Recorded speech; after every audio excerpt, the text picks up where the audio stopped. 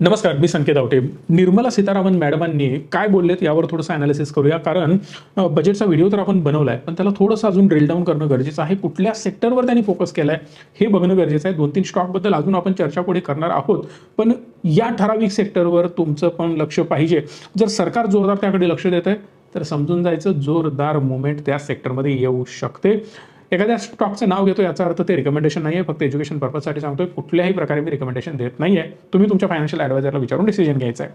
पण डिसिजन स्वतः घेण्यासारखी एक गोष्ट आहे. काय तर चॅनलला पहिला सबस्क्राईब करणं बऱ्याच लोकांनी अजून केलेलं नाही. फुकट आहे हो, पैसे कुठे आहेत त्याला? फ्री आहे. कारण तुमचा सपोर्ट मला तिथून दिसतो. आणि दुसरी महत्त्वाची गोष्ट, मॅक्सिमम लोकांपर्यंत असे व्हिडिओ पोहोचवत जा, कारण त्यांना पण अपडेट मिळायला पाहिजेत. फुकट मिळतं तर एकट्यानेच खायचं का? सगळ्यांना वाटायचं. चार्ज तर काहीच लागत नाही, राईट? सो पहिलं सेक्टर आहे पॉवर आणि रिन्युएबल एनर्जी. पॉवर आणि रिन्युएबल प्रचंड फोकसवर राहणार आहे. तुम्ही काही करा, सरकारने जर ठरवलं यावर फोकस करायचा नाही, संपणार आहे देश. संपणार आहे म्हणजे काय? जी ग्रोथ आपण एक्सपेक्ट करतो भारताची ती कधीच होणार नाही आहे. कारण हे अंडरलाईन ॲसेट आहे. तुम्ही इंडस्ट्री उभा करणार, इन्फ्रास्ट्रक्चर डेव्हलप करणार, भारताला मोठं, अहो सगळं मान्य आहे, पण हे करण्यासाठी वीज पाहिजे ना. प्रत्येक गोष्ट इलेक्ट्रिसिटीवर अवलंबून आहे, त्याच्याशिवाय एनर्जी नाही. प्रत्येक गोष्टीत काय माणसासारखं नियोजन नाही ना. राईस खाल्ला, भात खाल्ला, भाकरी खाल्ली, भाज्या खाल्ल्या, फळं खाल्ली, ताकद येते, बिलकुल नाही आहे तसं. प्रत्येक ठिकाणी एनर्जीची गरज आहे आणि ही एनर्जी क्रिएट करणं मल्टिपल सोर्सेस थ्रू गरजेचं आहे. आणि त्यातच आता ग्रीन एनर्जीवर भयंकर फोकस आहे. आणि म्हणूनच भारत सरकार पहिला त्या अंडरलाईंग ॲसेटवर फोकस करणार. मी 100 इंडस्ट्री उभा केल्या, पण त्या इंडस्ट्रीला साहेब पॉवर पाहिजे. पॉवर नसेल तर ती चालणार कशी? या बेसिक गोष्टींचा साहेब विचार करा.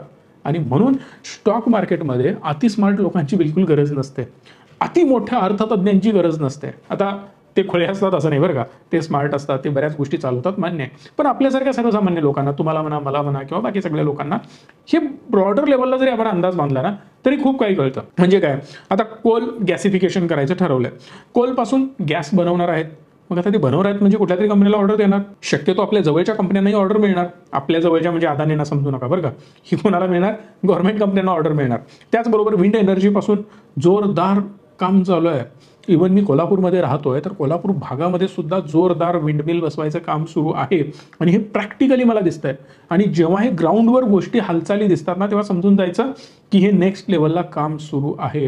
जर एखादा प्रोडक्ट आपण यूज करतो, आपल्या समोर आहे, मी रोज तो वापरतो, तर समजून जायचं प्रोडक्टमध्ये दम आहे साहेब, तर कंपनीमध्ये दम आहे आणि म्हणूनच त्या कंपनीची ग्रोथ होणार आहे.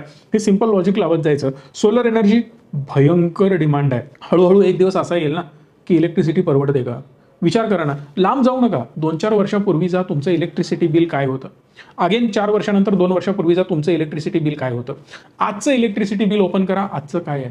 जमीन आसमानाचा फरक पडत चाललाय. इन शॉर्ट मला सांगायचं एवढंच आहे की या गोष्टी आपल्यालाच परवडणाऱ्या नाही आहेत. मग आपण काय विचार करणार? यार सोलरवर शिफ्ट होऊया यार. हे अननेसेसरी डोक्याला त्रास आहे. हे पेट्रोल किती दिवस ते 100 होणार, 150 होणार, 200 होणार, 1000 रुपये किलो पेट्रोल होऊन बसणार. लिटर होणार, किलो म्हणतोय मी, लिटरमध्ये असतं ना पेट्रोल. सो हेवी रेट्स तर वाढत आहेत. मग यावर सोल्युशन काय? इलेक्ट्रिक बाईक, इलेक्ट्रिक कार घ्यायची. हेच सेम ऑटोमॅटिकली आपण शिफ्ट होणार आहे. पर्यायच नाही साहेब आपल्याकडे. त्यामुळे हळूहळू या गोष्टी जोरदार वाढत चाललेल्या आहेत. आणि सरकारने काय सांगितलं, जर तुम्ही सोलर पॅनल बसवत असाल तर त्यावर आम्ही तुम्हाला सबसिडी देऊ. एवढंच नाही तर वीज फुकट देऊ 300 पर्यंत. 300 काय किलो? कमेंट करून सांगा 300 काय आहे, त्याचं युनिट काय असतं, बघूया किती लोकांना माहिती आहे. सो आत्ता सध्या फायनान्शियल असिस्टन्स मिळणार आहे या सगळ्या कंपन्यांना. मोठ्या प्रमाणात सबसिडी मिळणार आहेत. सबसिडी मिळेल आणि त्याचबरोबर PLI स्कीममध्ये सुद्धा यांना इन्क्लूड केलं जाईल. आता कोणकोणते स्टॉक हे असू शकतात? तर HP असेल, BPCL असेल आणि IOC असेल.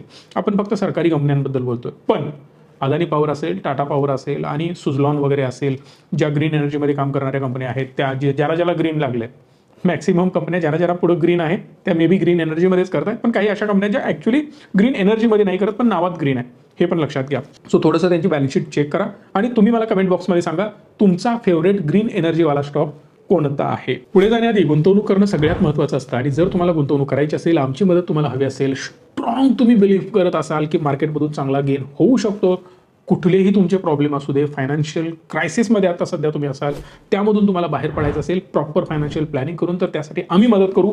या नंबरला कॉल करा, डिस्क्रिप्शनमध्ये नंबर आहे, त्या नंबरला कॉल करा आणि सविस्तर माहिती घेऊ शकता. डिफेन्स रिलेटेड मला थोडंसं बोलायचं आहे की 6.5 लाख कोटी रुपयांचं बजेट अलोकेशन केलेलं आहे. HAL, BEL, BHEL आणि माझगाव डॉक एकदम चर्चेत राहणार आहेत. कारण एक साधं एक्झाम्पल देतो, तुम्ही करोडो रुपये कमवताय, खूप जास्त पैसा आहे तुमच्याकडे, पण कोणीतरी येतो डोक्याला गन लावतो आणि सगळं चोरून घेऊन जातो. उरलं काय? एवढी वर्षाची मेहनत वाया गेली. मग भारत एवढा ग्रो होणार आहे, देश एवढा मोठा होणार आहे, तर सिक्युरिटी पाहिजे साहेब. कोणीही डोळे मोठे करून आपल्याकडे बघितलं नाही पाहिजे. बरं, दुसरी गोष्ट, धंदाच वाढवायचा आहे तर हे माल स्वतः बनवून बाहेर पण विका ना. म्हणूनच आपण अमेरिकेला वगैरे आपली शस्त्रास्त्र विकायला चालू केलेत. ज्या अमेरिकेकडून आपण सगळ्या सर्व्हिसेस घ्यायचो त्यांना आता काही सर्व्हिसेस आपण द्यायला सुरू केलेत. म्हणजे कुठल्या लेवलला भारताचं काम सुरू आहे याचा विचार करा. आणि म्हणूनच डिफेन्समध्ये सुद्धा मला ग्रोथ दिसते. यानंतरचा महत्त्वाचा पॉईंट, टुरिझम. टुरिस्ट आणि टुरिझम किंवा टूर्स या सगळ्या गोष्टींवर सरकारचा फोकस आहे. आणि ही गोष्ट मला पर्सनली प्रचंड आवडली आहे. तुम्ही थोडंसं ऑब्झर्व केलं ना, गोव्यामध्ये पैसा कुठून येतो? टुरिझमचा पैसा येतो. आणि ते फक्त टुरिझमवर जगतायत. हे खरं आहे की खोटं आहे मला सांगा कमेंट बॉक्समध्ये. बाहेर मोठमोठ्या देशांमध्ये जा, मॉलदीव्सला वगैरे जाता, उड्या मारतात बरेच लोक. मॉलदीव कशावर चालतं? टुरिझमवर चालतं, एकाच गोष्टीमुळं. पण भारतात अनेक अशी राज्य आहेत, अनेक कशाला, सगळीच राज्य अशी आहेत त्यांच्याकडे असे काही स्पॉट आहेत जे खूप चांगले आहेत टुरिस्टसाठी. मी स्वतः डिसिजन घेतलाय की आता भरपूर फिरायचं आहे आपल्याला, पूर्ण भारत देश पालथा घालायचा आहे. हळूहळू मी स्वतः फिरण्यावर फोकस करणार आहे. मला माझ्या पूर्ण भारत देशाला बघून काढायचं आहे. आणि हा डिसिजन तुम्ही पण घ्यायला पाहिजे बरं का. मला आनंद होईल. एक आणि एक राज्य, एक आणि एक भारतीय स्पॉट, भारताचा इतिहास तुम्ही फिरून काढायला पाहिजे, पिंजून काढायला पाहिजे. किंवा कदाचित आपली सगळीच फॅमिली, म्हणजे कुठली फॅमिली? रिचमी मराठी संकेत, रिचमी अपडेट मराठी, या सगळ्या चॅनल किंवा आपलं संकेत आवटे फॅमिली, आपली तुमची फॅमिली, सगळ्यांची फॅमिली घेऊन आपण एकत्रित जाऊया, पूर्ण भारत देश पिंजून काढूया अशी माझी इच्छा आहे. राईट. सो कमेंट बॉक्समध्ये सांगा कुठले कुठले स्पॉट तुम्हाला आवडतात. बघूया किती स्पॉट्स तुम्हाला माहिती आहेत भारताबद्दल. राईट. सो यावर फोकस भयंकर आहे. आणि भारताची एक खासियत तुम्हाला सांगतो, आपल्याकडे डायव्हर्सिफिकेशन आहे. इथं आमच्या कोल्हापुरात या, तुम्हाला शेती दिसणार, तुम्हाला इंडस्ट्रियल एरिया दिसणार, इथं मल्टिपल व्यवसाय करणारी लोक दिसणार, टुरिझमसाठी काही चांगले चांगले स्पॉट दिसणार. म्हणजे फक्त एका गोष्टीवर आपण अवलंबून नाही, टुरिझम थ्रू सुद्धा एक चांगला इन्कम सोर्स जनरेट होतो. मग तो तुम्ही सुद्धा त्यात काही बिझनेसचा विचार करत असाल तर प्लीज सुरुवात करा. कमेंट बॉक्समध्ये इतर लोकांना पण सांगा, त्यांनाही त्याचा फायदा होईल. कारण आपल्यापैकी प्रत्येकानं प्रगल्भ आणि समृद्ध होणं गरजेचं आहे. यासाठी 2449 करोड रुपये अलोकेशन केलेलं आहे. आणि यामुळे स्टॉक कुठले फोकसवर येणार आहेत तुम्हाला माहिती आहे का? तर रेल्वे रिलेटेड असतील किंवा एअरपोर्ट रिलेटेड असतील किंवा ट्रॅव्हलिंग रिलेटेड असतील, हे सगळे स्टॉक चर्चेत येणार आहेत. जसं for example Indigo, lemon tree, EIH हा स्टॉक कुठला आहे तुम्हाला माहिती आहे का? ओबेरॉय ग्रुपचा हे एक हॉटेलची चेन आहे जी खूप चांगल्या प्रकारे ग्रो होते. स्टॉकला एकदा व्हिजिट करून बघा तो कसा चालू आहे. थॉमस कुक आहे, त्याचबरोबर टाटा साहेबांचा एक स्टॉक आहे जो हॉटेल इंडस्ट्रीमध्ये खूप चांगला चालतोय. कमेंट बॉक्समध्ये त्याचंही नाव सांगू शकता. हे एक्झाम्पल स्टॉक सांगतोय बरं का, नाहीतर गेला आणि सगळा पैसा उधळला तिकडे असं नको. तुम्ही अनालिसिस करा आणि कुठला जो स्टॉक आवडतो किंवा दुसरे कुठले आवडतात त्यामध्ये तुम्ही गुंतवणूक करू शकता. हाऊसिंग अँड रिअल इस्टेटमध्ये सुद्धा मोठ्या प्रमाणात गुंतवणूक होते. आता यामध्ये एक कॅच आहे बरं का, व्यवस्थित लक्षात घ्या. बेकायदेशीर जर तुम्ही ॲक्विजिशन केला असेल, झोपडपट्टी असेल, गरीब लोक जिथं राहत आहेत, सर्वसामान्य लोक राहत आहेत, पण त्याचा हक्क तुमचा तिथं नाही आहे, तर अशा जागा डेव्हलप केल्या जाणार आहेत. तिथं तुम्हाला घरं दिली जाणार आहेत. एक गोष्ट सिंपल सांगतो, यामध्ये काही नावं येत आहेत, जसं हुडको येतं, अदानी एंटरप्राइजेस येतो, ओबेरॉय येतो, लोधा ग्रुप येतं, NBCC येतं, अजून एक 2-4 स्टॉक आहेत. त्यांची नावं मी घेणार नाही, पण ते सुद्धा अति हुशार लोक आहेत. हे कसं चालतं माहिती आहे तुम्हाला? समजा 100 घरं आहेत, एक 25 एकर जागा आहे, ती डेव्हलप केली जाते. त्या 25 एकरातली 2-3 एकरात कोपऱ्यात तुमचा बंगला बांधला जातो, एक अपार्टमेंट बांधलं जातं आणि त्या अपार्टमेंटमध्ये या 100 लोकांना ठुसलं जातं. सो एखाद दुसऱ्या तिसऱ्या एकरमध्ये सगळं काम होतं, बाकीची 25 एकर डेव्हलप केली जाते आणि बिल्डर जोरात पैसा यामध्ये कमवतो. चला आता त्या लॉजिकमध्ये घुसायला नको, पण एंड ऑफ दी डे यामधून सुद्धा खूप चांगली ग्रोथ होणार आहे. आणि सरकार जर या जागा द्यायला ओपन होत असेल ना, तर डेफिनेटली या बिल्डर लोकांचा जोरदार फायदा होणार आहे. मग तुम्हाला या स्टॉकवर नजर ठेवून राहावं लागेल. पुढची न्यूज आहे काही स्टॉकची ज्यांचे क्वार्टरली रिझल्ट आहेत, ज्याबद्दल आपल्याला चर्चा करायची आहे. त्यातला पहिला स्टॉक आहे मारुती सुझुकी. 33,513 कोटी रुपयांचा नेट सेल्स केलेला आहे, जो की क्वार्टर ऑन क्वार्टर डिक्लाइन आहे. सोबतच इयर ऑन इयर तुम्हाला जबरदस्त ग्रोथ दाखवत आहे. तो सांगण्याचा मुद्दा हाच आहे की 37,000 इथं खूप चांगला टर्नओव्हर यांनी केला होता, पण तो परत डिक्लाइन झाला. ऍक्च्युली दिवाळी असून सुद्धा ग्रोथ दिसायला पाहिजे होती, पण मला वाटतं ॲडव्हान्स सेल वगैरे बराच झालेला असणार आहे. पण मी हे गॅरंटी देऊन सांगू शकतो. आता बिलकुल त्याला या चुकीच्या अर्थाने घेऊ नका की मी काहीतरी सांगतोय म्हणून तुम्ही तो जाऊन बाय करायला पाहिजे, बिलकुल करू नका. माझ्या मताप्रमाणे आणि माझ्या अनालिसिस प्रमाणे येणाऱ्या पुढच्या क्वार्टरचा रिझल्ट हा यांचा बेस्ट असणार आहे. आणि हे मी आत्ताच सांगतो, हे जाणून बुजून मी हे वाक्य कापून पुढच्या व्हिडिओमध्ये मी तुम्हाला दाखवणार आहे. मारुती सुझुकी बद्दल मी बोलतोय.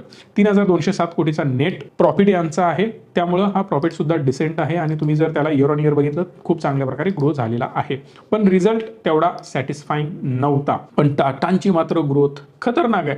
1,10,000 कोटीचा सेल्स आहे. JLR तुफान बिझनेस करतोय. JLR किंग ठरतोय टाटांसाठी, एवढं लक्षात ठेवायचं. 7,145 कोटी रुपयांचं नेट प्रॉफिट. आग लावलेली आहे, आग.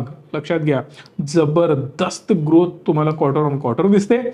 Year on year direct double, या 1 साल में पैसा डबल करून दाखवलेला आहे.